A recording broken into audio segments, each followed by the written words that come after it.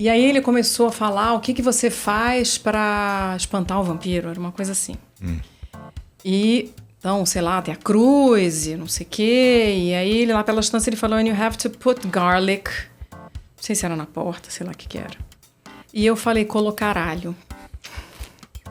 E na hora que eu falei, você tem que colocar alho, eu vi uns 3 gaiatos na plateia que viraram pra trás, assim, com um risinho, assim, maroto.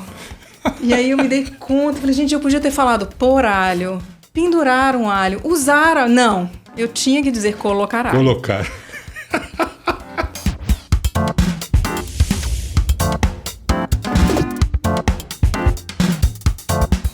E aí, tudo bem? Ulisses Carvalho do Tecla SAP. Está começando mais um episódio do Cabine 2, um podcast em que eu recebo intérpretes de conferência profissionais para falarmos primeiro sobre aprendizado de idiomas e depois sobre tradução simultânea. Cursos, o mercado, curiosidades da profissão, saias justas, etc. O Cabine 2 é um oferecimento da APIC, Associação Profissional de Intérpretes de Conferência, e do programa Textos Mastigados com IA, um curso online aqui do Tecla SAP. O Cabine 2 conta também com o apoio dos estúdios Vida Moderna. Mais informações, links aqui na descrição. Antes de eu apresentar a minha convidada de hoje, não se esqueça de curtir, compartilhar o vídeo, comentar, isso ajuda bastante o canal. Obrigado. Hoje eu tenho a honra de receber a minha colega, minha amiga, Beatriz Veloso. Tudo bem, Bia? Como vai? Tudo bem, obrigada pelo convite, Ulisses. A Bia é intérprete de conferências desde 2007. Ela tem graduação em jornalismo pela PUC São Paulo e também concluiu lá, na mesma PUC, o curso de formação de tradutores e intérpretes. Então, minha primeira pergunta para você, Bia, é a seguinte: como a jornalista Beatriz Veloso foi parar na tradução simultânea? Bom, para responder a tua pergunta, preciso voltar um pouquinho para trás. Quando eu fui fazer vestibular, eu fiquei em dúvida se eu queria fazer letras ou jornalismo. Meu pai era jornalista, ele é vivo ainda, enfim, hoje aposentado, mas ele era jornalista, acho que o jornalismo acabou falando mais alto, convivi muito com jornalista na infância e tal, e sempre gostei muito de escrever. Fiz jornalismo, fui jornalista durante ali uns 14, 15 anos, e aí uma hora comecei a ficar meio de saco cheio de ser jornalista, da rotina, era muito puxada...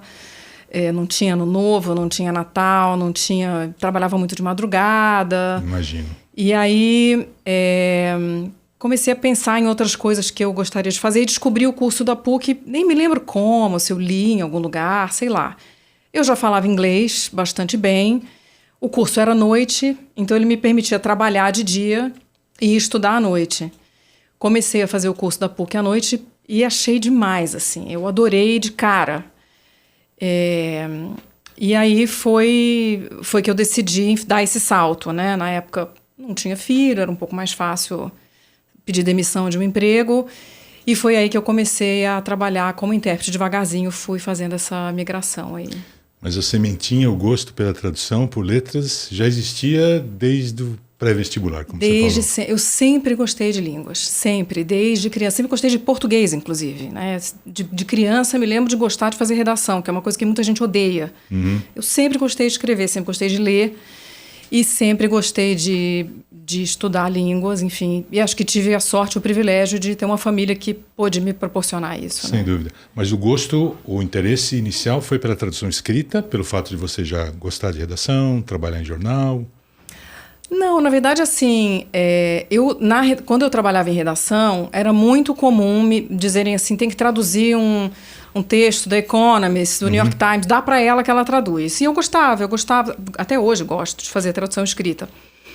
Eu sabia que existia interpretação, mas não era uma profissão que estava assim no meu radar. Mas eu me lembro de uma outra vez, como jornalista, ter ido assistir alguma conferência e ver aqueles caras ali naquela cabine e falei assim, olha que interessante isso aqui.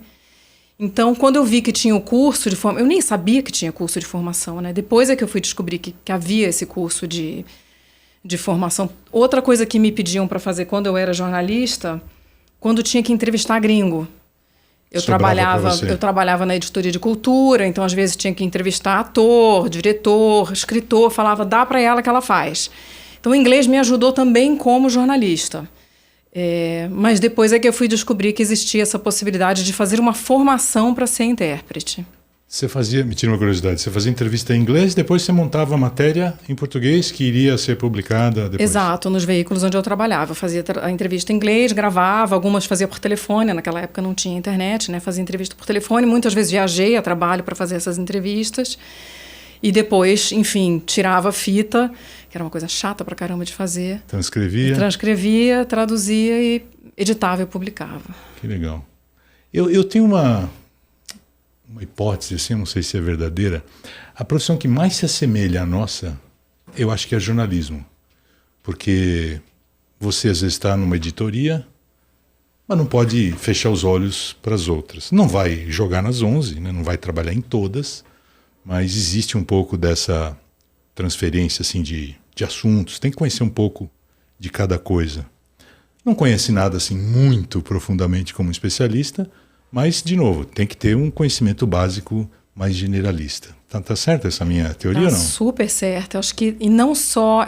Existem vários paralelos, eu acho. Não só esse é um deles, né? O jornalista, assim como o intérprete, ele sabe um pouco sobre muita coisa. À exceção daqueles intérpretes que, por exemplo, fazem muita medicina, que o cara vai ficar muito especializado em medicina, ou um jornalista que cobre economia durante 30 anos, né? É economista. E é economista, né? de formação. Como os colegas também de medicina, que são médicos, são veterinários. Ou biólogos, sei lá, né? Então, você tem esses que são, de fato, mais especializados, mas a maioria sabe pouco sobre muita coisa, né? Mas, além disso, eu acho que a gente está contando história nas duas profissões. O jornalista, ele vai lá, faz uma entrevista, ou várias, né? Dependendo da matéria, ele tem que ouvir várias pessoas. Depois ele vai contar essa história para quem não estava lá na entrevista com ele. A gente, em tese, também está contando uma história. O cara está contando uma história em inglês, eu vou contar essa mesma história em português. Legal, ou vice-versa. Nunca tinha pensado sobre essa perspectiva. Eu penso muito nisso. Bem legal. Eu penso na cabine, a gente está contando uma história. Essa história que esse cara está contando, eu vou contar em outro idioma, né? Então, eu vejo esse paralelo. E acho que tem uma coisa da língua, né? A língua é a nossa matéria-prima na interpretação e no jornalismo também, sobretudo no meu caso, que era de imprensa escrita, mas quem faz rádio, TV, enfim, agora internet, também você tem que preparar um texto, você tem que escrever, você tem que ter um domínio do teu idioma ali para conseguir ser claro, né? Fazer um texto interessante, saboroso. Então, eu acho que tem muito a ver, as duas profissões têm muito a ver, e acho que ter sido jornalista me ajuda demais como intérprete. Muito bom. Poder de síntese também deduzo. Sim, sem dúvida. Fundamental, né? Capacidade de editar, que é uma coisa que a gente precisa muito na cabine, né? Editar o que o cara está falando, aquele palestrante que começa a falar desembestado, a gente vai precisar fazer uma edição ali. Eu tendo essa cancha de edição de texto, me ajuda também. Reformular Sim, uma frase. inverter a ordem. Sem, claro, alterar o conteúdo, evidente, né? Mas às vezes deixar o texto mais enxuto, porque às vezes é uma enxurrada de palavra que você simplesmente não consegue colocar no outro idioma. Não, seria impossível. E às vezes reformular para ficar mais idiomático na tua língua de chegada também, né? Você trocar, inverter a ordem, porque em português você coloca aquilo de um jeito que em inglês não se coloca, né? E se você for seguir aquela ordem do inglês, vai ficar esquisito em português. Então, toda essa manha de mexer com a língua, eu acho que une as duas profissões também. Muito legal, muito legal. Nunca tinha pensado sobre essa ótica aí. Muito bom saber. Vou respeitar ainda mais agora, quando eu estiver trabalhando com você. Vou admirar ainda mais. Porque o que está acontecendo na cabeça é um processo, assim, maluco. É muita coisa acontecendo ao mesmo tempo e a gente vai processando aquilo, colocando em ordem para fazer mais sentido. Muito bonito mesmo, acho muito legal. Mas deixa eu voltar um pouquinho no tempo, Bia. Quando começou o interesse pelo inglês? Você era muito pequenininha? Foi interesse próprio? Foram os pais que induziram? Como é que chegou o inglês na tua vida? Eu era pequena, assim, eu devia ter, sei lá, uns 10 anos, 12. Eu imagino que meus pais tenham me falado, vamos colocar num curso de inglês. Eles podiam pagar. Eu fui para a cultura inglesa, mas eu gostei. Eu gostei de aprender a língua, de ir descobrindo uma língua nova, enfim. De cara aquilo me interessou, aquela brincadeira ali de aprender um idioma me interessou. Então eu fui uma aluna aplicada. de línguas. Eu gostava de estudar a cultura inglesa, tinha um laboratório, ia lá, ficava ouvindo, fazia listening, enfim, pegava livro na biblioteca. Sempre tive esse interesse. Depois até fui estudar algumas outras línguas que eu não tenho como língua de trabalho, mas fui fazer por curtição. Tipo, depois fiz francês durante alguns anos na Aliança Francesa, na adolescência ali. E já adulta fui estudar alemão e passei um tempo na Alemanha. Ainda como jornalista, ganhei uma bolsa e fui para a Alemanha. Mas não tenho francês nem alemão como línguas de trabalho. Tenho como línguas de curtição, assim, né? E se comunica, se vira sem me viro, problema. Exatamente. Tem alguma dignidade na comunicação nessas línguas. Mas é isso, foi já de muito, muito pequena. E aí, quando eu tinha 17 anos, eu fui fazer um intercâmbio nos Estados Unidos. Eu fui passar 6 meses numa cidadezinha na Califórnia. Já falava um inglês bastante bom, mas acho que, obviamente, chegando lá, você ou vai ou racha. Sabe? E você não tem alternativa. Então, esses 6 meses, acho que foi o momento em que a coisa realmente deslanchou para mim. E ficou sólido também, né? Que idade você tinha? 17. Momento crucial da vida. De formação mesmo, né? De caráter, pensando já em profissão. Sim. Experiência bacana. Legal. Você lembra da primeira palavra que você aprendeu em inglês na vida, não? Não me lembro. Eu lembro da musiquinha que tocava no laboratório da cultura inglesa, porque eu fazia muito laboratório, tinha sempre uma musiquinha irritante que tocava. Mas eu não me lembro da primeira palavra, não. Perguntei para o Aldo outro dia aqui, ele falou, eu não lembro da primeira palavra que eu aprendi, mas eu lembro da primeira palavra que eu gostei de aprender. E ele falou, unfortunately. Nossa, que bonito. Ele falou, eu fiquei muito contente quando eu aprendi a pronunciar, né? Que não é uma palavra assim muito simples de ser pronunciada. Mas sabe que essa coisa de aprender palavra, até hoje, outro dia, por exemplo, sei lá, faz menos de um mês, eu estava lendo um livro em inglês e apareceu uma palavra que eu não conhecia. A gente está sempre aprendendo. Acho que as pessoas têm um pouco essa ideia de que a gente sabe tudo. A gente não sabe. Tem um monte de palavra que a gente não conhece. A gente sabe bastante coisa. E a gente sabe o que fazer quando a gente não sabe. Mas tem muita palavra que a gente não conhece. E eu vi uma palavra que eu achei linda, que é discombobulated. Eu adorei essa palavra, assim, que é tão cheia de sílabas, assim, uma palavra comprida. Sei, achei ela bonita. Então...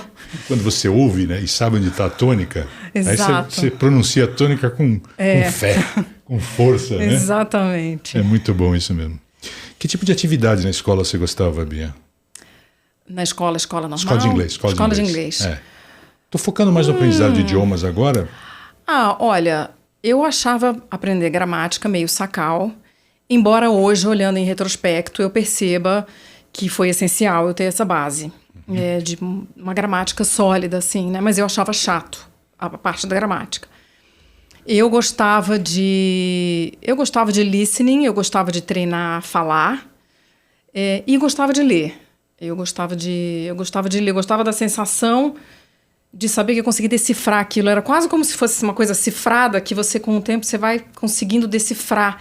Tem uma sensação de conquista, eu acho, assim. É um código, né? Exatamente. Mesmo. Você decifra, pouco a pouco. Então eu lembro, assim, sabe, isso é uma coisa que me dá um barato, assim. Você ir sacando e conseguindo decifrar. Então leitura sempre foi uma coisa que eu gostei também de fazer. Música nunca te pegou assim? Sim, eu ouvia muito música. Muito. Beatles, sei lá, letras de música, o que a gente conseguia fazer do jeito que a gente conseguia, né? Esses tempos pré-internet era um pouco mais complicado, mas às vezes tinha no LP, ou vinha no encarte depois no CD, a gente via no encarte e tal. Então, sim, música sem dúvida. E a satisfação de decifrar o código da letra da música, que é um código também, às vezes, um pouquinho mais complexo. Sim. Porque tem toda a poesia, tem todo o lirismo. As coisas não são assim tão preto no branco na letra de música. Qual é a satisfação de decifrar esse código? Até hoje é bonito, né? Até hoje tem... E mesmo em português, né? Claro. Tem umas músicas que você escuta assim, que você fala assim, cara, eu nunca tinha pensado nessa relação desse verso aqui com esse. Ou uma referência, né? Uma outra obra que você não conhecia quando era mais jovem, passou a conhecer, você falou, olha só, agora faz mais sentido. Exatamente. Ou quando eles falam... Aqui, não sei, tinha uma música até acho que era do Cole Porter, que eu estava ouvindo outro dia, era a Ella Fitzgerald cantando. Agora não... É uma música que chama Every Time We Say Goodbye. E tem uma hora que ele fala from major to minor. Isso. E a nota segue. Segue, vai de uma... tão bonito isso. De um a acorde nota maior para um acorde menor. Pô, é bonito demais. Que tem a conotação, para quem não gosta de música, como a gente gosta, os acordes menores geram esse sentimento de tristeza, de suspense. Né? Então, eu estava falando ali da despedida. Exato. Vai de um acorde maior, que geralmente é mais alto astral, mais alto astral, mais alegre, para cima, para um... melancólico, um né? tom mais sombrio. É muito lindo. Coisa de gênio, coisa de gênio. O que você teria feito de diferente? Que tipo de atividade você acha que você fez pouco? Poderia ter feito mais? Estou pensando agora em quem está nessa fase do desenvolvimento. Está estudando inglês, está querendo aperfeiçoar, e às vezes está com pouco tempo, precisa focar bem as atividades. O que funcionou melhor para você acha? Olha, eu acho que essa é uma comparação difícil, porque eu acho que para o aprendizado de línguas, a existência da internet, ela muda muito esse jogo. Então, assim, na verdade, eu posso dizer coisas que eu gostaria de ter tido, que eu não tinha acesso naquela época e que eu tenho hoje. Quer dizer, eu acho, por exemplo, podcast é um recurso maravilhoso para você estudar idioma, né? Porque tem muito conteúdo sobre qualquer assunto que você imaginar. Pet, futebol, qualquer coisa que você quiser, você vai encontrar um podcast. Em muitos idiomas você tem podcast falado lentamente, que é para quem está aprendendo. Né? Então, é uma coisa que você pode fazer no ônibus, no metrô, correndo, lavando louça. Então, eu acho que... Quer dizer, se você não tem tempo, é uma coisa que você pode encaixar no teu dia ali, num horário, tomando banho, sei lá entendeu? Então, eu acho que isso é super legal. E a língua falada num ritmo, na maioria dos casos, natural. E a língua como ela é. Sim. Sem nenhum tipo de filtro, sem nenhum tipo de facilidade, tirando esses que são próprios para quem está numa fase mais inicial do estudo, mas os podcasts em geral, uma maravilha, né? Sobre qualquer assunto você vai achar podcast bacana. Inclusive aqui o Cabine 2, se quiser aprender português, eu Exatamente. sei. O meu blog, o meu canal, tem muita gente estrangeira que está aprendendo português e vem para consumir o conteúdo aqui para aperfeiçoar os conhecimentos de português. Então, boa demais. Welcome. Muito bom. Quando que você percebeu que o inglês poderia virar profissão? Se é que teve esse momento? Olha, sempre teve esse bichinho, assim, no fundo, né? Com essa coisa de eu traduzir muita matéria, de eu fazer muita entrevista em inglês. Eu sempre tive, digamos assim, esse flerte, vai... E o inglês era um acessório para o teu trabalho já. Me ajudava demais, assim, no trabalho. E era uma coisa que eu usava com alguma frequência. Não tanto, obviamente, quanto eu uso como intérprete, mas era uma coisa que fazia parte da minha rotina. Tinha que ler muito, né? Assim, para fazer uma matéria, muitas vezes eu tinha que ler ali a imprensa estrangeira e tal. Então, eu sempre tive esse interesse, assim, esse bichinho, assim, né? Será que dá para isso ocupar um espaço maior, né, na minha vida? E aí, quando eu comecei a fazer o curso de interpretação, aí eu gostei da brincadeira. A ficha caiu com tudo. Exatamente. Foi mais uma questão de fazer a transição mesmo, né? Assim, pedir demissão, enfim, você fica um tempo ali meio no meio do caminho, mas quando eu comecei a fazer o curso na PUC, eu gostei na hora. Você falou que trabalhava na editoria de cultura. E na Cabine hoje, é a mesma coisa ou não dá para fazer essa ponte direta? Assim? Não dá. Eu trabalhei muitos anos na editoria de cultura, mas eu também fiz outras coisas. Trabalhei no que a gente chama de geral, que aí é um pouco de tudo, que é super legal. Caderno de cidades? Cidades, comportamento, saúde, tecnologia. Você faz um pouco de tudo que não seja economia e política, vai. E também trabalhei... Bem Cabine, hein? Bem Cabine.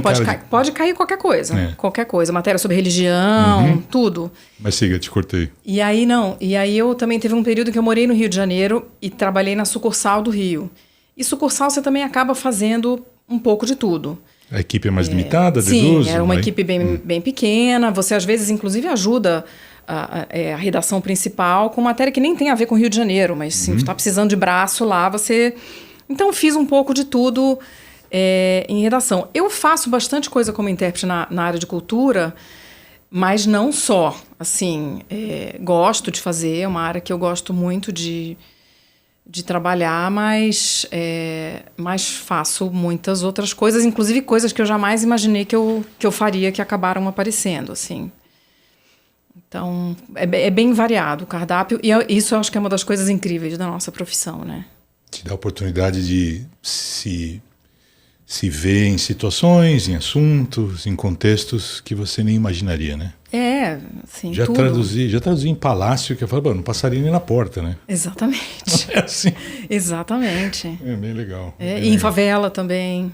Tudo. Né? Comunidade. Tudo. Aterro sanitário, a gente vai em cada lugar bacana e roubada também. Não, mas e a comunidade, ela... às vezes ela é mais interessante que o palácio. Sem dúvida. Mas o aroma de uma granja de suínos está impregnado aqui no cérebro e não sai nunca mais. Sim.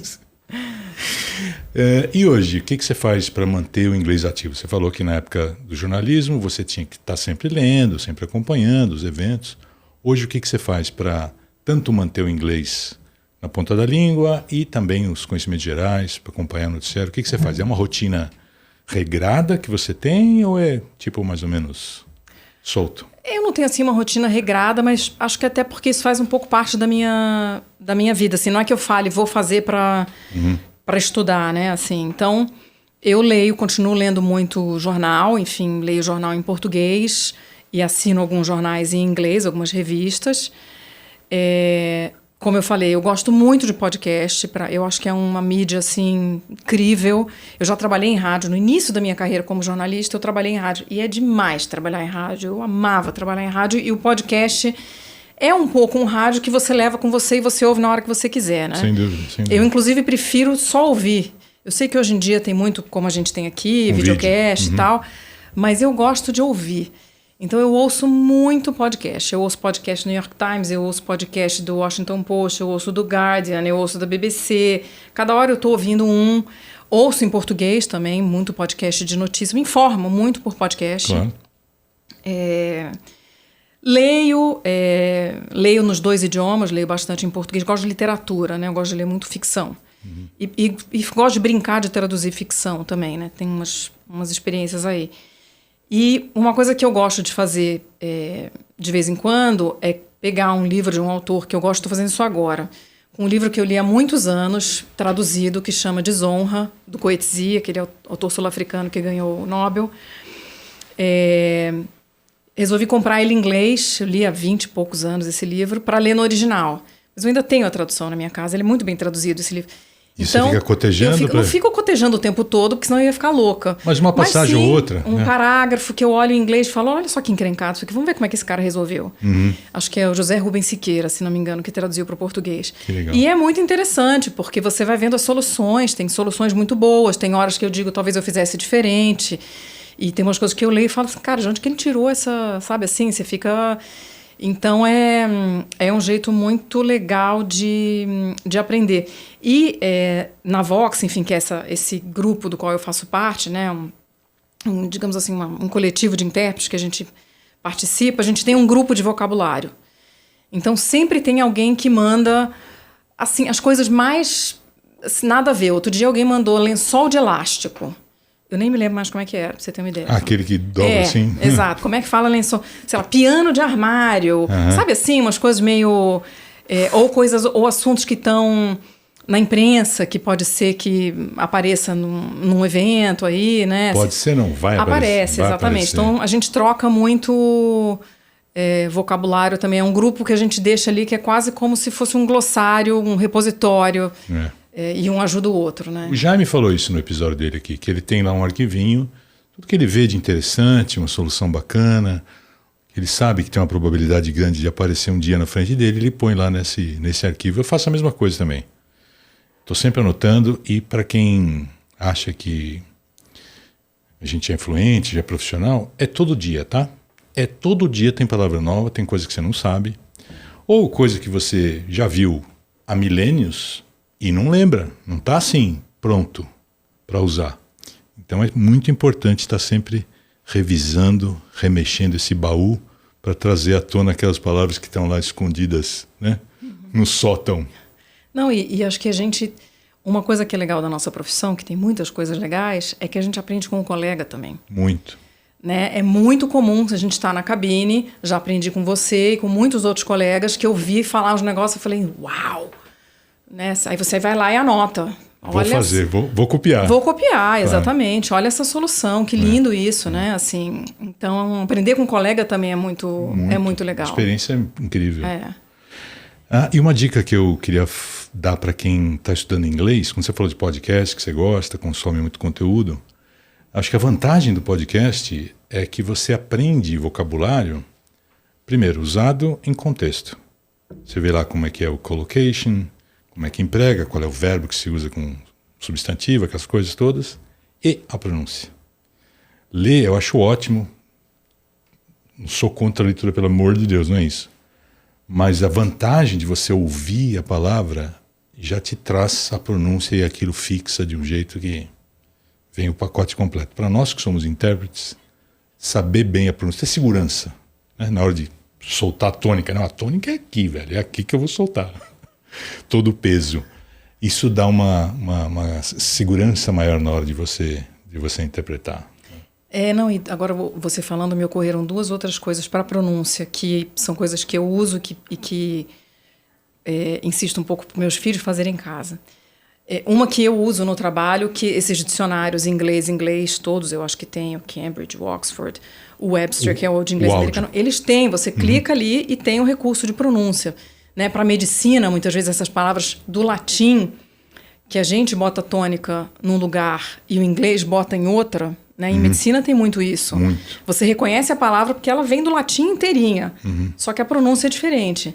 Então eu uso muito esse recurso de clicar no áudio, no dicionário online, para ouvir a pronúncia. E para quem gosta de série, de filme, enfim, com streaming hoje, que também é um negócio infinito, eu acho que uma coisa legal de fazer é você assistir no original com a legenda em inglês. Se você já tem um nível de inglês que te permite, ou se você está afim de se jogar um pouquinho, né? Abrir mão de querer entender tudo. Porque eu acho que para quem está aprendendo, não dá para entrar nessa noia de falar, eu vou ler, eu vou entender cada palavra que eu tô... Tem que dar uma relaxada. Se tiver uma palavra que aparece várias vezes, ela é uma pedra no seu sapato, essa você vai lá e olha. As outras você vai aprender, às vezes, no contexto, você vai ver ela repetida uma vez aqui, você vai falar assim, isso já apareceu outro dia. Então, você vendo série ou filme, que é uma coisa gostosa de fazer, você bota no original e bota a legenda em inglês. Um ajuda o outro. Sem dúvida. E uma coisa que é importante também, acho que foi o Aldo que falou aqui no episódio dele, é você assistir um episódio que você já viu. Você já conhece a trama, já conhece o desfecho, você pode se concentrar mais na questão linguística. Fica mais à vontade, mais relaxado. É uma série que você viu, que você gostou, você está revendo. Então, essa carga... né, cognitiva exagerada que você tem quando está vendo um episódio pela primeira vez, vai embora. Você só se concentra nas questões linguísticas. É uma dica bacana também. Para série, para filme em geral. Eu estou revendo agora uma série que eu vi já tem alguns bons anos. E está sendo um barato, né? Eu não faço exatamente com esse propósito. Gostei muito e estou revendo. Aí quando você revê, tem muita coisa que você não lembra, evidente. E está reforçando o vocabulário, coisas que, se não tivesse essa revisita, cairia no esquecimento com quase certeza absoluta.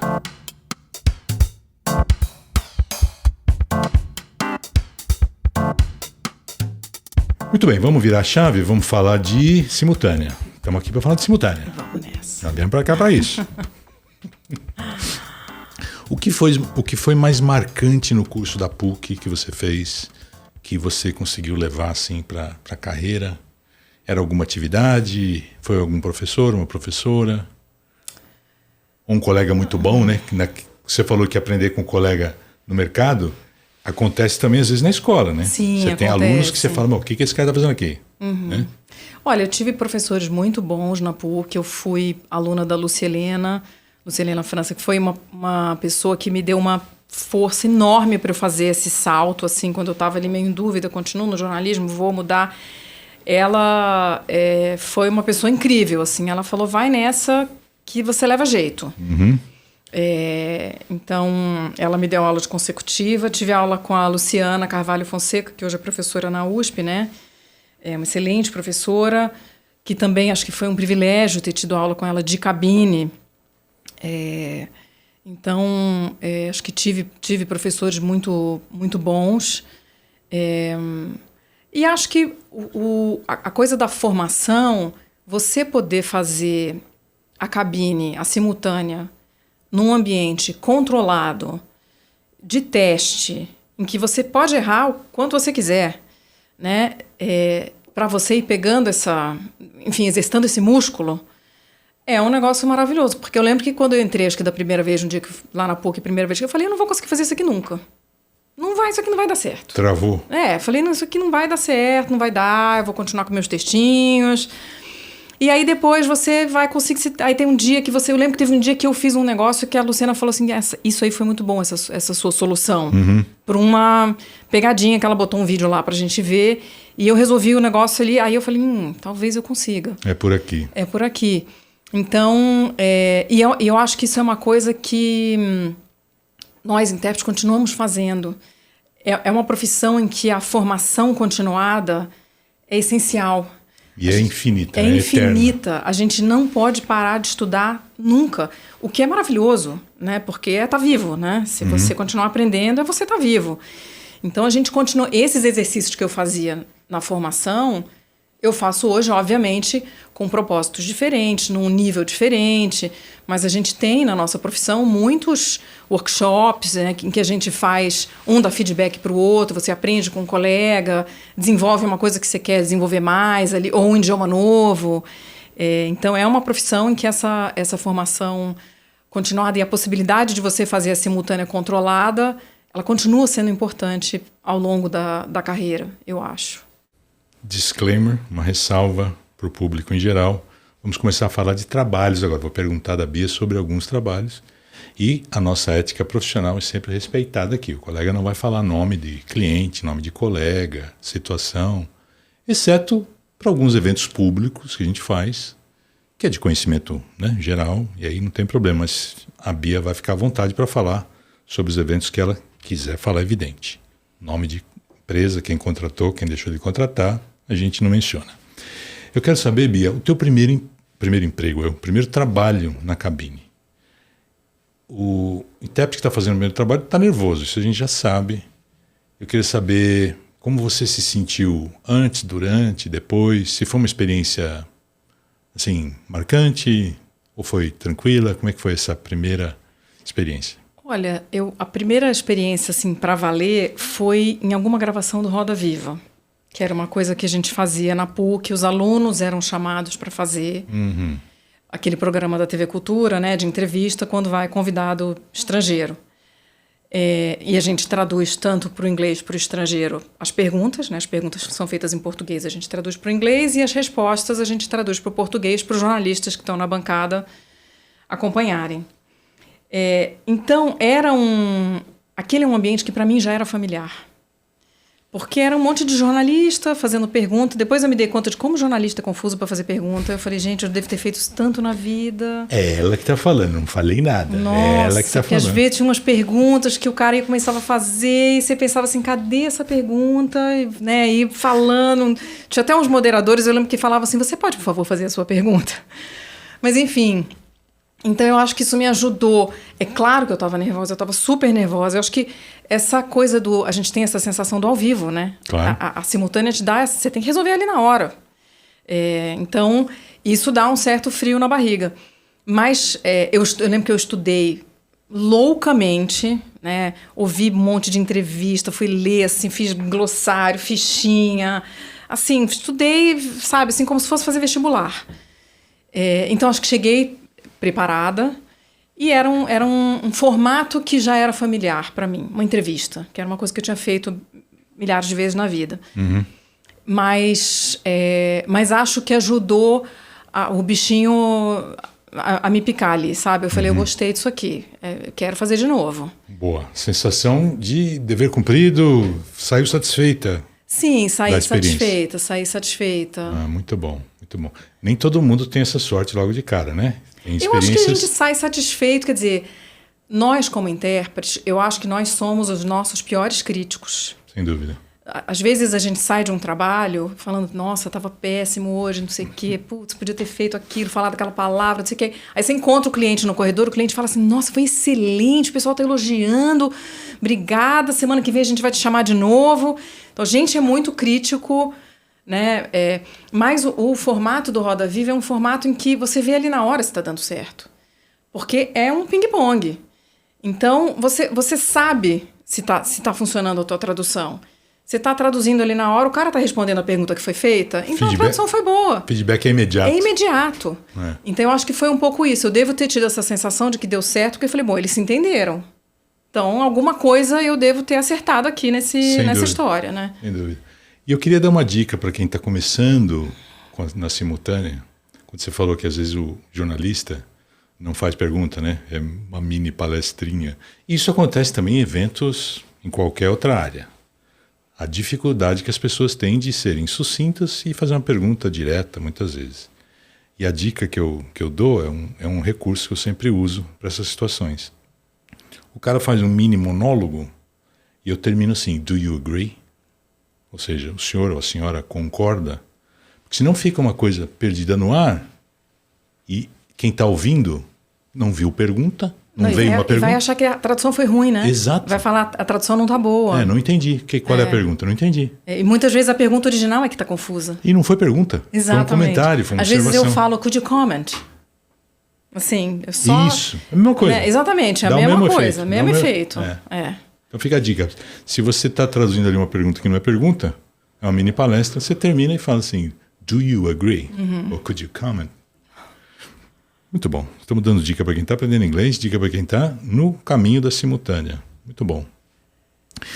E eu sempre pergunto aqui, Bia, um paralelo, se você puder traçar entre esse primeiro e o último que você fez, o mais recente agora. Claro, tirando a questão do nervosismo, da tua experiência, que é diferente, mas assim, o que você acha que mudou no seu estilo de traduzir? Você é mais econômica hoje? Escolhe melhor o que vai ser traduzido ou não? Olha, eu sem dúvida fatio mais as minhas frases, né? Isso é uma coisa que a experiência me deu, aprendi, inclusive com você, vendo você trabalhar, você faz isso super bem, né? Se a frase original é aquela frase que não tem fim, né? O brasileiro falando, eu estou fazendo isso aqui agora, acabei de fazer. Eu estava numa frase, parei no meio, fui interromper para explicar o que eu estava falando. A gente fala assim, é o nosso jeito de falar. Em inglês isso não pega bem. Exatamente, o inglês é uma língua mais cartesiana, né? Mais assim, ela é mais, não vou dizer racional, mas é mais organizada, talvez. Sujeito, verbo, objeto, exato, sujeito, verbo, espera-se objeto. isso. Então, eu aprendi com o tempo a ir cortando. Mesmo que o cara esteja lá falando aquela mesma frase que não teve vírgula nem ponto, ele mudou de assunto, eu nessa hora já fiz umas 3 ou 4. Porque organiza, inclusive para mim, facilita a minha vida. Eu ir fatiando, né? Então isso é uma coisa que eu faço hoje com menos estresse. É óbvio que tem 1000 variáveis, né? Essa coisa do ao vivo, que é uma característica da nossa profissão, ela vai sugar todas essas variáveis. O que eu quero dizer com isso? Vai ter um dia que eu estou mais cansada, que eu estou mais descansada, que o áudio está melhor, que o microfone está bom, o microfone está ruim, então eu tenho que fazer um esforço maior para entender, que o sotaque é mais difícil, ou é um sotaque que é mais familiar para mim, é um assunto mais complicado, ou é um assunto que eu domino mais. Enfim, isso tudo combinado de diferentes maneiras. Então, pode ter um dia que tem a tempestade perfeita. Um assunto difícil, um cara com sotaque complicado, que fala rápido e o áudio tá ruim. Esse dia você chega em casa, exausto. Você quer um uísque, assim, né? Tipo, você tá... sem gelo. Exatamente. Você quer um cowboy ali, você tá exausto. E tem uns dias que tudo flui maravilhosamente bem, o áudio tá cristalino, é um assunto que você já fez várias vezes, um orador maravilhoso que fala com clareza. Aí é uma delícia, né? Você vai... você não quer que acabe o evento. Você fala, eu quero fazer mais. Enfim. Então, já até me perdi da tua mas o paralelo. Era o paralelo entre o último e o primeiro. Claro que tem muita diferença. Eu acho que tem uma coisa que a gente sabe que dá conta, né? A gente sabe que dá conta porque a gente tem os recursos que nos permitem dar conta. Então, uma pergunta que devem fazer para você o tempo todo, que fazem para mim, é: o que acontece se te dá um branco na cabine? Você esquece uma palavra. Vou te contar, então, uma história que aconteceu comigo. Por favor.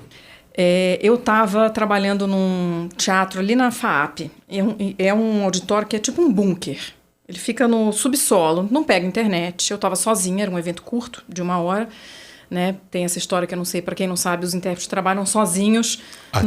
No máximo até 1 hora. Então eu estava sozinha, não tinha um colega para me ajudar e não tinha internet para me ajudar. Era a minha cabeça e só.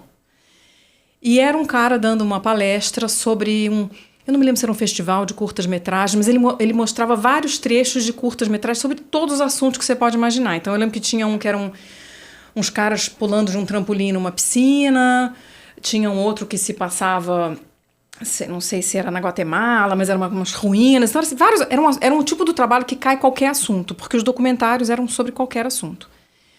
E aí lá pelas tantas apareceu um trecho de um documentário passado na Finlândia, se não me engano. E aí apareceu aquele bichinho que dirige o trenó do Papai Noel. E ele falou, "It's a documentary about reindeer."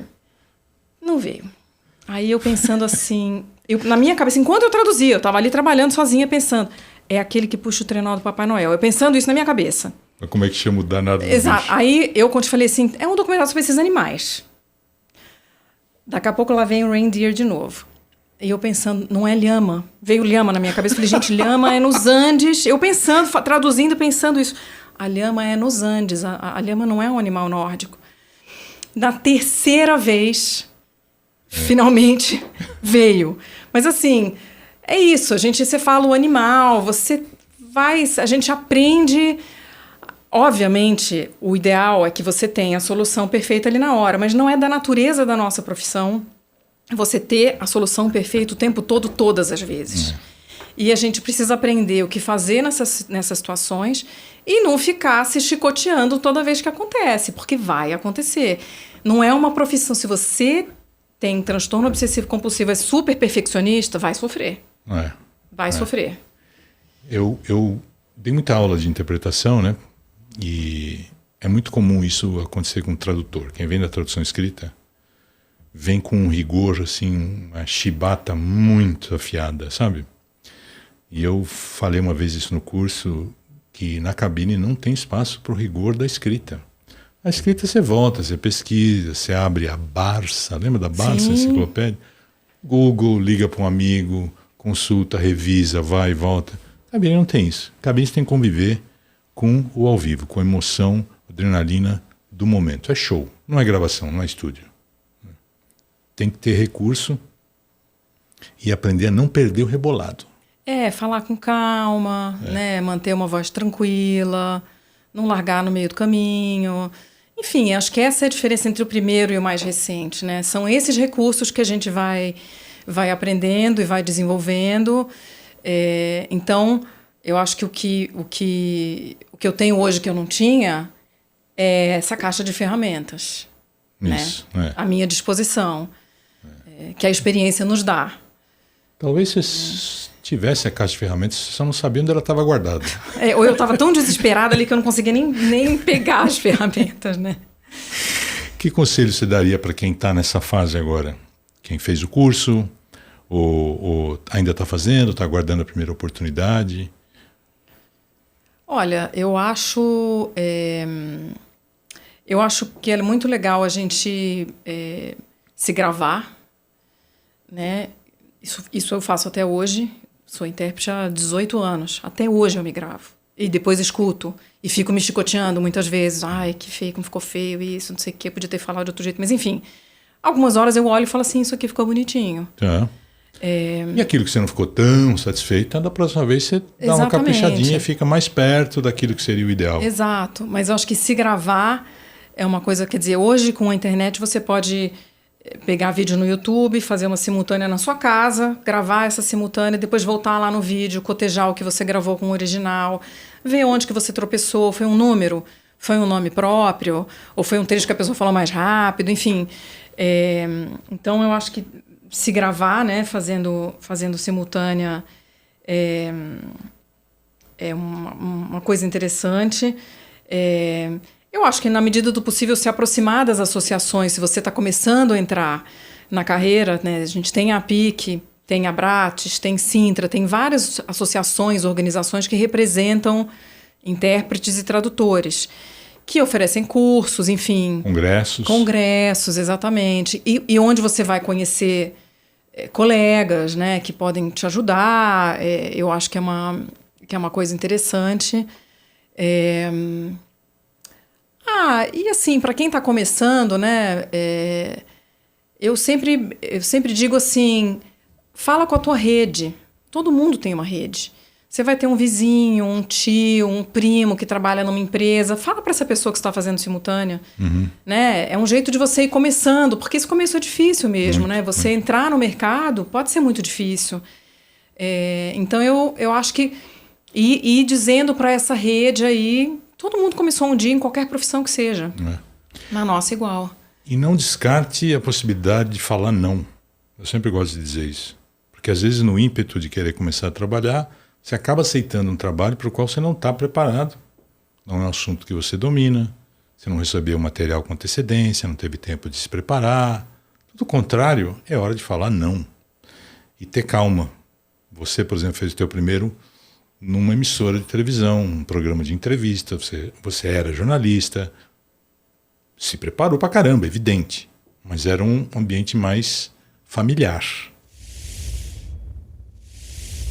Que tipo de assunto é mais recorrente para você, Bia? Assim, o que mais aparece no teu dia a dia?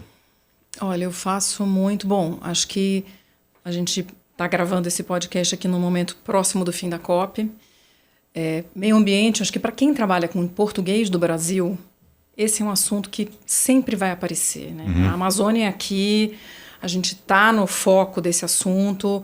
Então, eu acho que qualquer intérprete que tenha português do Brasil no cardápio vai trabalhar com esse assunto, com crédito de carbono, com fundo de florestas tropicais para sempre, essas siglas todas. E mesmo que não seja diretamente, vai ser indiretamente. Vai trabalhar aparecer. Com um banco, que vai trabalhar para uma empresa de cosméticos, vai tratar do assunto. Qualquer empresa hoje tem um departamento de ESG que vai falar disso. Então, esse é um assunto que eu faço muito e que eu acho que é um vocabulário que tem que estar ali meio à mão. A gente vai usar o tempo todo. Não tem como fugir. Não tem. Eu faço muito... Acabo fazendo bastante finanças, assim, né? Tanto macroeconomia quanto finanças, assim, mais... enfim, no detalhezinho.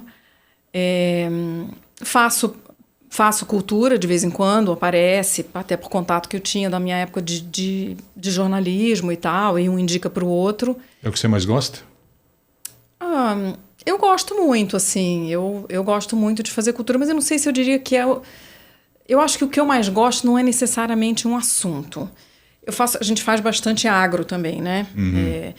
E eu gosto do agro quando ele me leva para a lavoura, para o campo. Eu gosto de sair da cabine. Isso que é um negócio que eu falei de ir para a comunidade. Eu gosto de ver a vida das pessoas. Você gosta de trator, mulher? Eu gosto de trator, eu gosto de botar a bota, de enfiar o pé na lama. Que legal. Lá na Vox o pessoal sabe, quando é assim, não, tem que ir, passar 3 dias, ela vai. Eu gosto dessas coisas, entendeu? Então, me enfiar no meio do mato, assim, porque é a nossa profissão que nos permite conhecer realidades que a gente jamais teria acesso. Eu não iria para esses lugares de férias. Sim. Foge da rotina totalmente. Totalmente. E assim, uma cidadezinha no interior do Pará é uma vida mais distante da minha aqui em São Paulo do que eu ir para Amsterdã. Sim. Né? Assim, é uma realidade muito diferente da minha. Então, isso eu acho demais. É isso que eu gosto mais da nossa profissão. Isso que eu faço assim, tipo assim, isso eu acho incrível. Mesmo em São Paulo. Outro dia eu fui fazer um trabalho num lugar que eu nem sabia que existia, que chama Ilha do Bororé. Você pega, depois do Grajaú, passa Interlagos, passa Grajaú, uma comunidadezinha pequenininha, em São Paulo ainda. Município de São Paulo. Parece que você voltou no tempo. Uma comunidadezinha ali de 3, 4 mil pessoas, onde eu também, muito provavelmente, nunca teria ido. E é na minha cidade.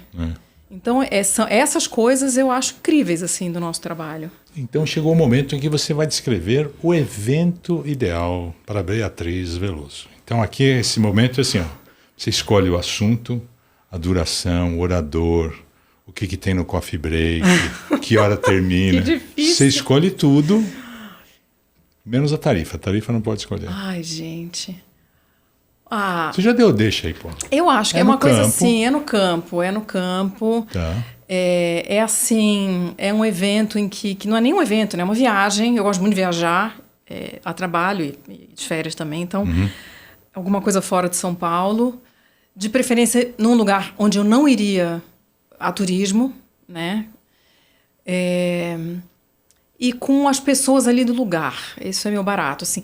Várias vezes já aconteceu. Você vai visitar uma lavoura, aí aquele agricultor vai lá e te recebe na casa dele, fez o bolo, serve o café. Cara, isso é demais. O cara faz o cafezinho, você está na casa do cara, tem um porta-retrato com os netos, sabe assim?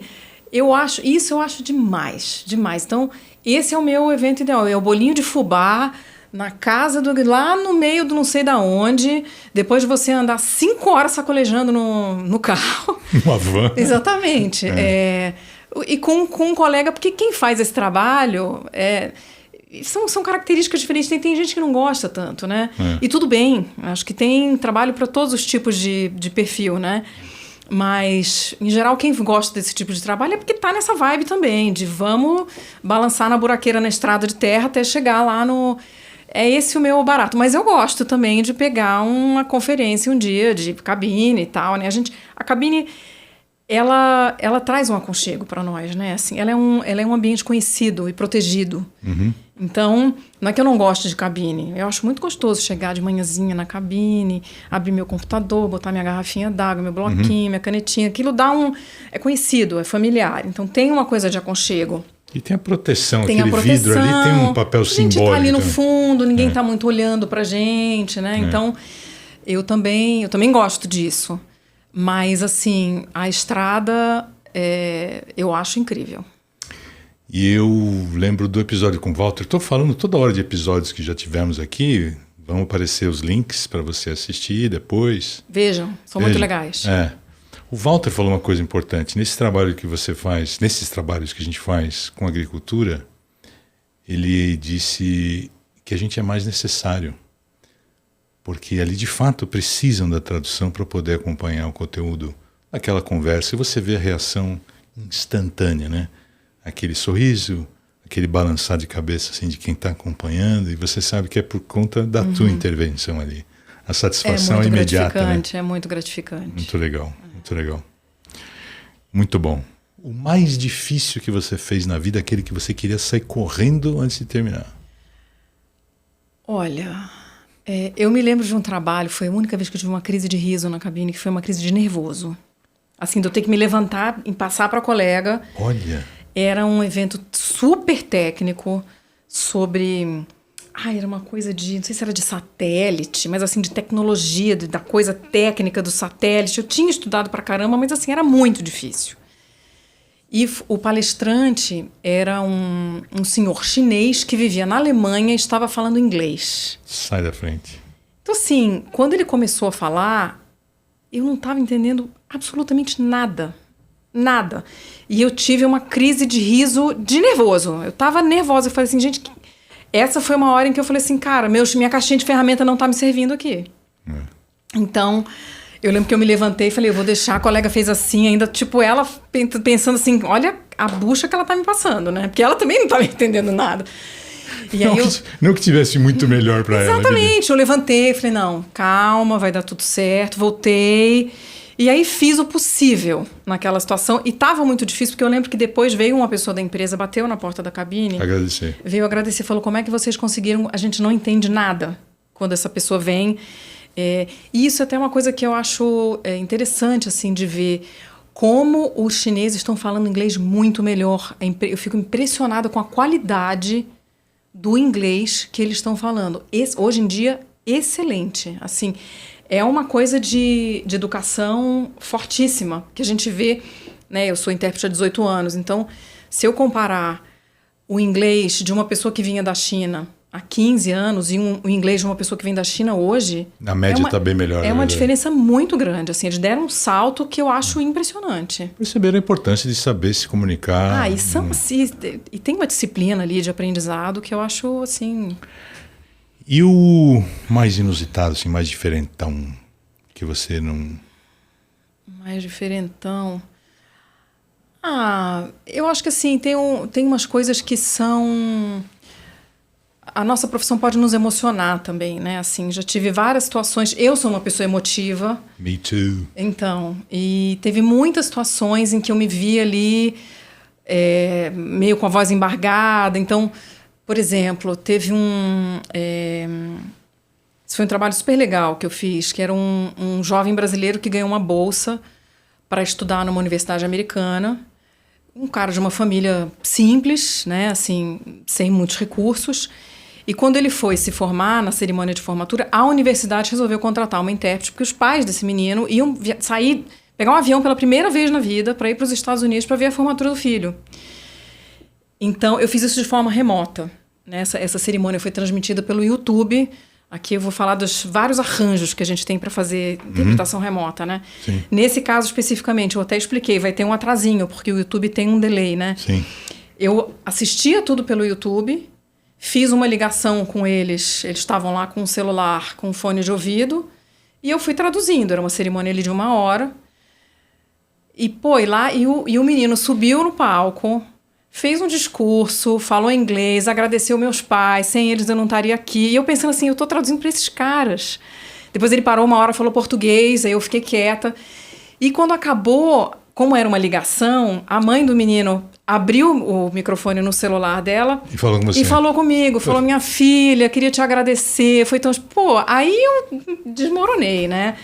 E eu fiquei pensando, eu fazer parte de alguma forma desse momento é demais, histórico, assim, né? para eles, exatamente. É. E para mim ficou super marcado também. Sem dúvida. Então, existem situações no nosso trabalho em que a gente se vê, né, diante dessas situações, assim, que eu acho demais. Eu preciso só segurar a minha onda para continuar traduzindo, porque tem hora que eu falo assim, eu vou desmoronar aqui no meio da tradução. Você não pode ir junto, não pode deixar a emoção te levar. Passei por situações assim também. Eu lembro uma vez de terminar o meu turno, passar o microfone para colega e sair para chorar. Mas assim, foi duro, sabe? Arrastado, voz embargada e você vai arrastando assim. Pro bem e pro mal, né? A gente às vezes dá risada junto, né? Uhum. Quando é uma história engraçada, já traduzimos humoristas, né? Sim. Então, tem que ter aí uma presença de espírito para poder se manter afastado ali, não se deixar levar muito pelas emoções. Né? Mas não é fácil. Maior saia justa, queremos saber. Pode ser com um colega, pode ser com um cliente, pode ser com um orador. Ai, gente, saia justa. Pode ser a cabine que desmoronou na tua cabeça. Qual coisa saia justa? Olha, que você já passou assim, ou já presenciou? Eu lembro de uma vez, eu estava começando e eu fui traduzir na Bienal do Livro.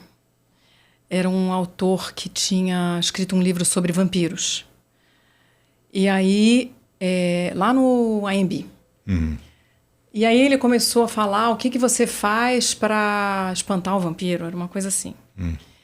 E... Então, sei lá, tem a cruz e não sei o quê. E aí, ele lá pela distância, ele falou, and you have to put garlic. Não sei se era na porta, sei lá o que era.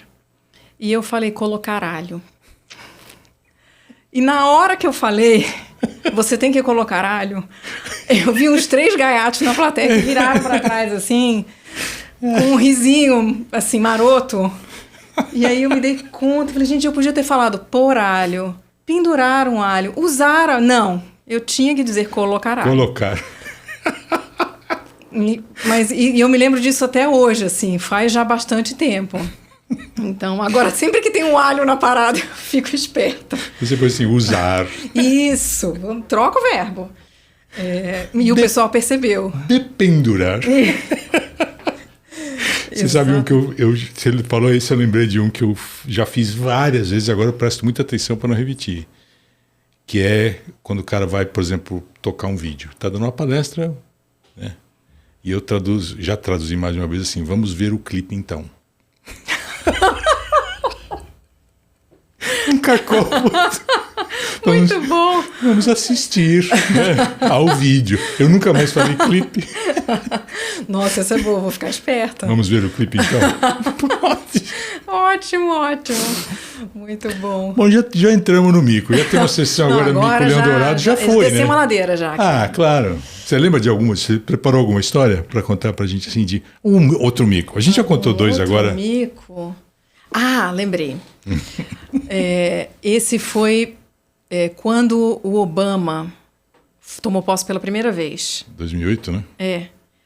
Eu fui fazer uma tradução do discurso de posse dele para uma emissora. Uhum. E aí, ele estava lá fazendo... Ele é um excelente orador, Sim, né? O Obama, sim. você já traduziu Sim. também. Ele fala muito bem, é muito claro, é muito articulado e tal. Então, estava até gostosinho traduzir, assim, era um discurso bonito, era um momento histórico, né? Assim. E aí, ele começou a agradecer, e ele começou a falar uma frase, falava em inglês, eu queria agradecer, I want to thank the most important being... E ele foi indo e eu pensando para onde é que ele está indo agora. É homem ou mulher? Exatamente. Aí eu pensei, na hora eu tomei uma decisão. Falei, ele vai agradecer a Michelle Obama. E mandei um ela. Queria agradecer ela, a pessoa, nananana. E aí o Obama vai lá e fala assim, God. Deus. Depois o meu pai, eu lembro que eu cheguei em casa e ele falou assim, você descobriu o sexo de Deus, né? Você operou esse milagre nessa tradução. Mas, enfim, eu mandei essa. Falei assim, ela, Deus. Deus. Porque ele demorou para dizer, talvez hoje, é o que você falou, né? Isso foi 2008. Talvez hoje, passado esse tempo... Você estava no começo da carreira. Exatamente, eu estava no começo da carreira. Talvez hoje eu tivesse dado um jeito de deixar, né? Dar uma enrolada ali até eu descobrir... Vai no suspense dele. Exatamente. Ou então, uma solução que eu costumo adotar é pessoa. Eu sempre falo pessoa. Quando o orador fala director, manager, cousin, relative é mais fácil de pensar em pessoa, né? A gente fala parente, aí é neutro. Mas qualquer outra dessas palavras que a gente não sabe se é homem ou se é mulher, doctor. Não sei se é homem ou se é mulher, é pessoa. Eu acho que eu até falei pessoa, que Deus, né? É mais... Okay, uma pessoa divina. Um cara legal. Sim, fica ali uma licença poética. Mas acho que assim, é uma solução boa para você não cair na armadilha do gênero. Que é a solução do neutro, né? Sempre que você está numa... Que é o animal. Em vez de que eu não sabia da rena, não me veio a rena, você usa uma palavra mais guarda-chuva ali. Sim. Né? Vai pro... Como é que fala? Isso é hiperônimo. Hiperônimo, exatamente.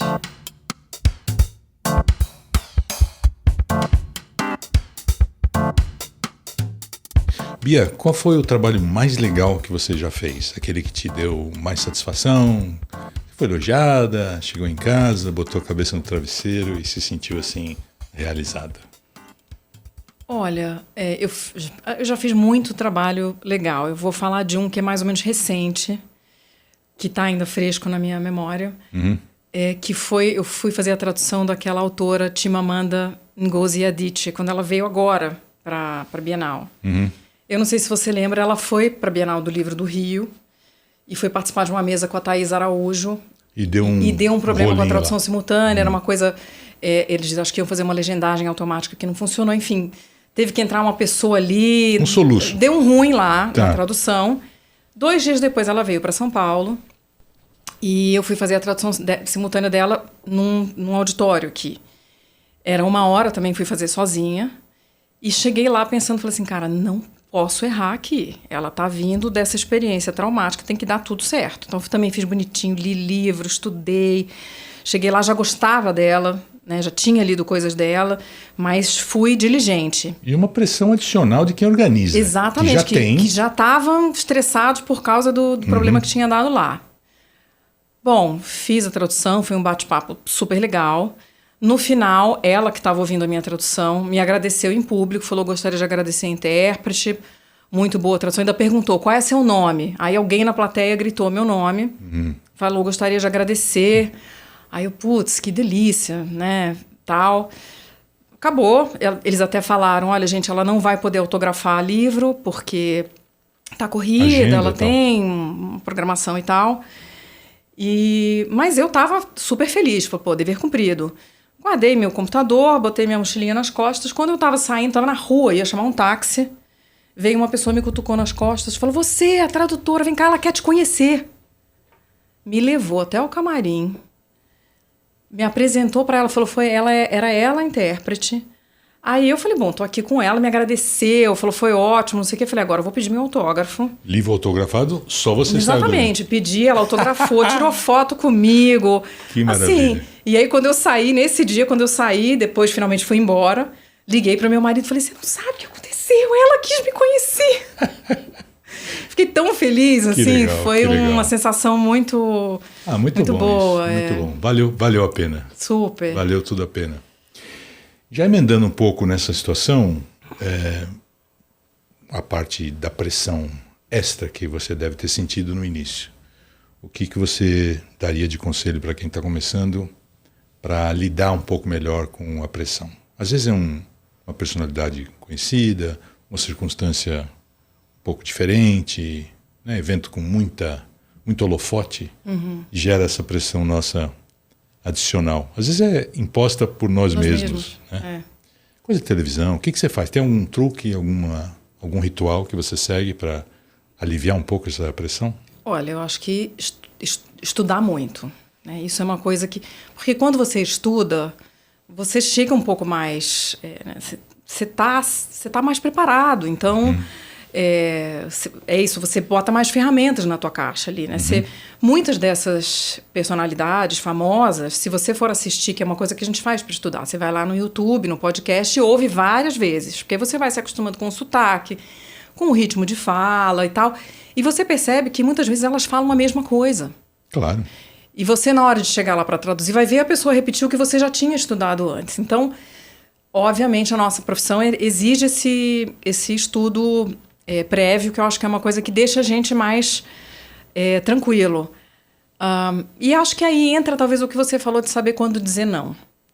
Pode ser que para algumas pessoas, por exemplo, fazer televisão, esse não é a minha praia, eu fico muito nervoso, é uma coisa, sabe assim, e tudo bem, não quero fazer televisão, é um direito da pessoa. Claro.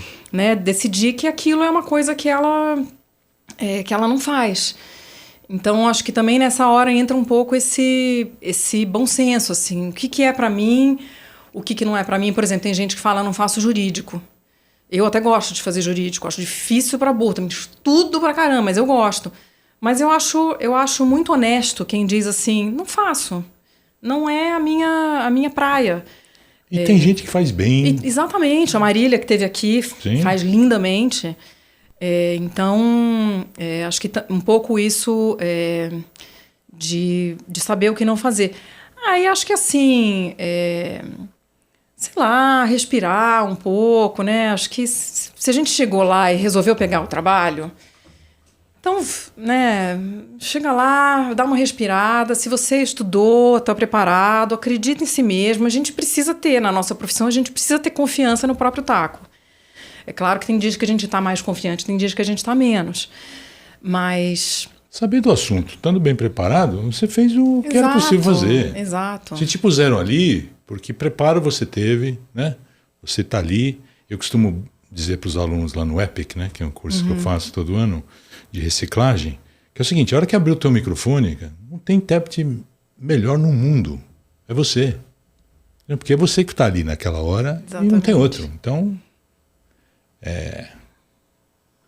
vai sem com dúvida. tudo, porque você estudou, está preparado e vai sair. Acredita. Mudando um pouquinho de assunto agora, Bia, eu quero falar da APIC. Eu sei que você se associou agora em 2018, é isso? Na verdade, eu entrei na APIC quando teve aquela prova. Você fez a prova do credenciamento. Eu fiz a prova do credenciamento. Eu era recém-entrada na interpretação. E abriu a prova, que foi uma coisa que aconteceu ali pontualmente naquele momento. Depois acho que não voltou a ter a prova. Não, que eu saiba não. Pois é, eu entrei pela prova. E aí fiquei durante alguns anos naquela categoria. Era uma categoria para quem tinha entrado pela prova. Credenciados, acho Credenciado, exatamente. E aí em 2018 foi quando eu pulei de categoria. Tomei vergonha na cara. E falei, juntou a papelada. Juntei a papelada. E aí entrei oficialmente como membro efetivo.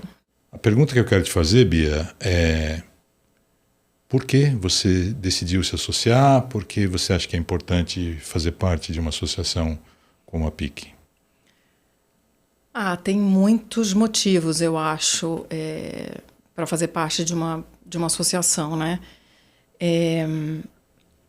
Primeiro, assim, no caso da nossa profissão, é uma profissão em que a gente trabalha muito em dupla, mas não é uma empresa, né? Assim, se você pensar nessas profissões mais tradicionais, você chega, vai para o escritório, você está lá com seus colegas.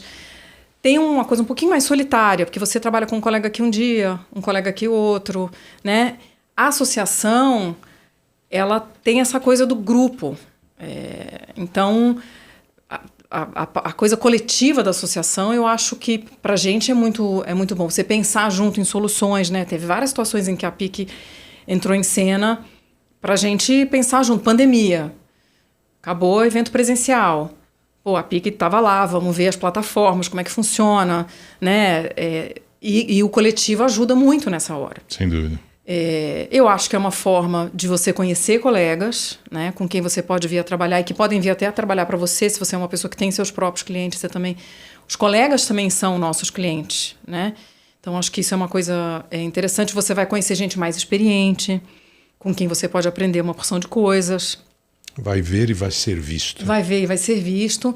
E eu acho que tem uma coisa da organização, né, assim, da associação organizada, de defender os interesses da categoria, né, que é super importante para qualquer categoria. Todas as categorias têm isso, a nossa também deve ter. Uhum.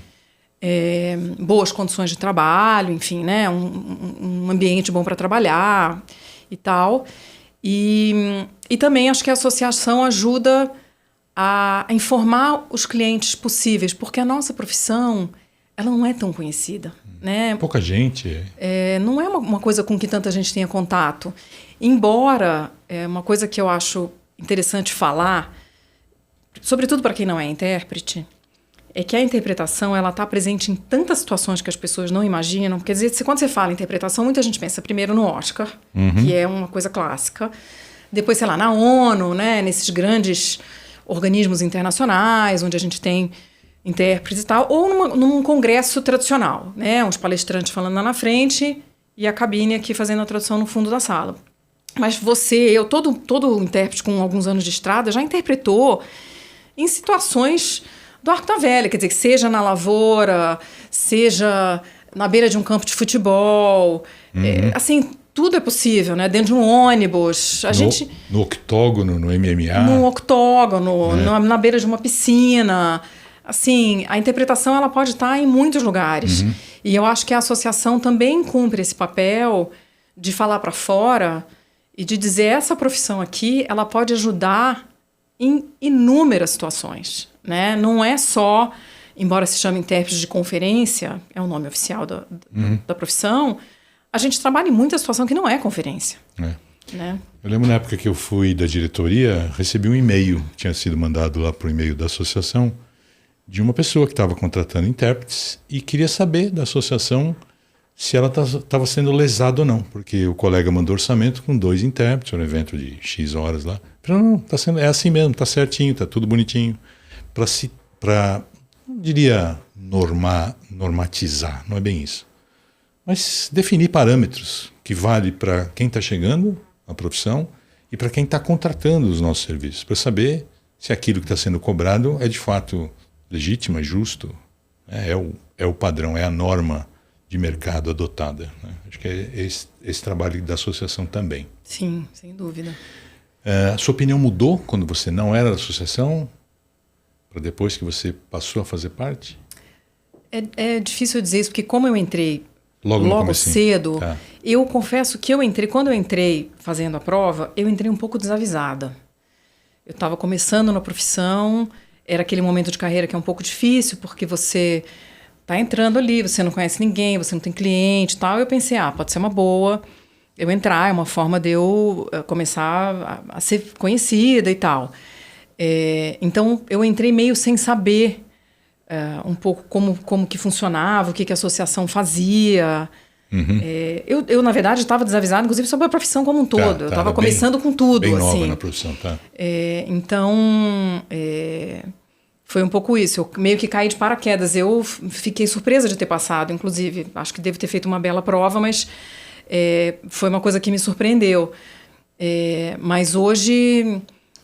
hoje eu acho que essa coisa de você ter um grupo, né? De você ter com quem trocar.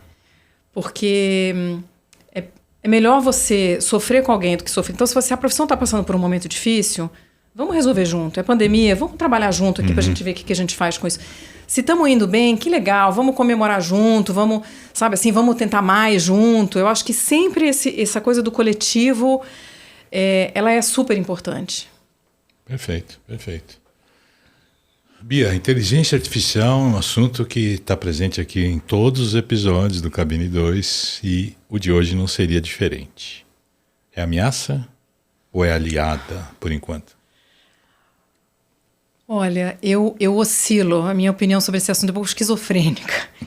Porque, assim, tem dias em que eu falo, ferrou. A gente vai perder o trabalho, né? Às vezes eu boto para traduzir um texto que eu quero... Eu fico de queixo caído. Eu falo, gente, isso aqui é muito bom. A qualidade para um texto escrito... Está melhorando muito. Muito. Tem umas coisas que eu olho e fico super impressionada. Por outro lado, tem dias em que eu vejo, por exemplo, legenda automática, né? Que se assemelha um pouco mais com o que a gente faz, que é uma coisa de fala, né? De reconhecimento de fala humana, assim, natural.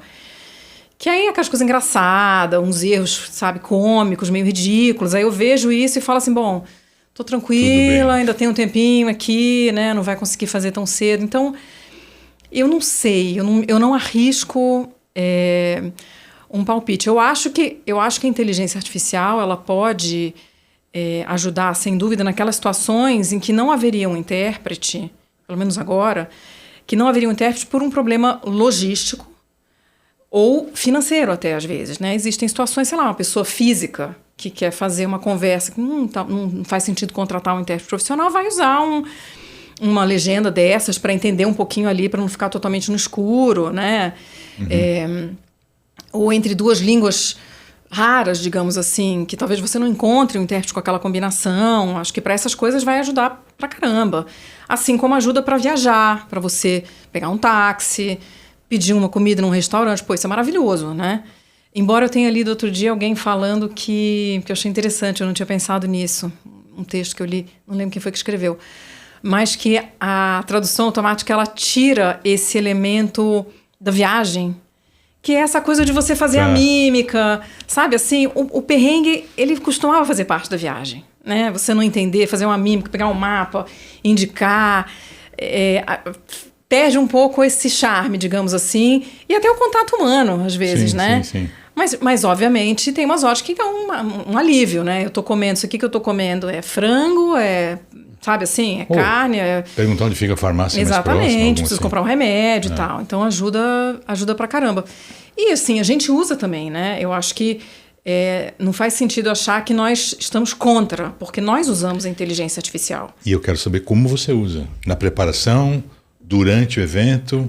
Eu uso pouco, até eu não digo isso com orgulho, não, tá? Mas eu não sou uma pessoa early adopter, assim, de tecnologia de maneira geral. Eu sou uma pessoa um pouco mais analógica. Eu não sei nem se eu devia estar dizendo isso em público, mas é a verdade sobre a minha pessoa. A gente é o que é, ué. Eu sou... Mas eu uso. Eu uso, por exemplo, uma coisa que eu acho que pra gente na cabine salva... o sujeito vai fazer um discurso, falta 5 minutos para começar, entra alguém na cabine com o discurso dele em inglês, você vai lá, bota com aquela leitura, escaneia, traduz. É óbvio que você não vai ler exatamente aquela tradução que ele produziu, porque aquela tradução não é boa o suficiente. Mas ela... Já dá uma luz. Em vez de você sair do 0, você vai sair do 5. Eu, às vezes, faço isso e leio a tradução já editando. Tem coisa que me irrita, tem coisa que eu não falaria... E aí eu vou lendo a tradução que ele... E vai dando aquela burilada ali na hora, exatamente. Na hora. Mas já é uma mega ajuda. Ajuda. Então, para isso eu uso muito. Para tradução escrita, por isso que talvez eu não use tanto. Eu não sei, como eu sou uma pessoa que tem essa história com texto e com escrita na minha vida inteira, muitas vezes eu ponho um texto numa inteligência artificial, eu acho que fica muito bom. Mas eu confesso que eu tenho vontade de sair mudando. Eu também, ué. Então, muitas vezes eu falo assim, quer saber, eu vou começar isso aqui do zero, vou fazer do meu jeito, okay. entendeu? Você acha mais prático? Eu acho mais prático. Começar do zero. Eu falo, vai me dar mais trabalho eu colocar e depois fazer o prompt para dizer, deixa mais idiomático, arruma. Eu falo, sabe assim, eu vou lá e faço. Mas aí eu vou dar uma dica. Eu já tenho o prompt para a segunda etapa. Você já está com o seu prompt pronto. Já tem o segundo prompt. Ou seja, pegou um negócio e falou assim, queridão, tá bom, olha, parabéns, mas dá para melhorar nisso, naquilo outro. Porque aí fica uma coisa... você fala, por que você já não pôs isso no primeiro? Porque ainda não fica bom. Acho que tem que pegar já a tradução para ele deixar mais redondinho, ainda mais perto do que eu acho que fica legal.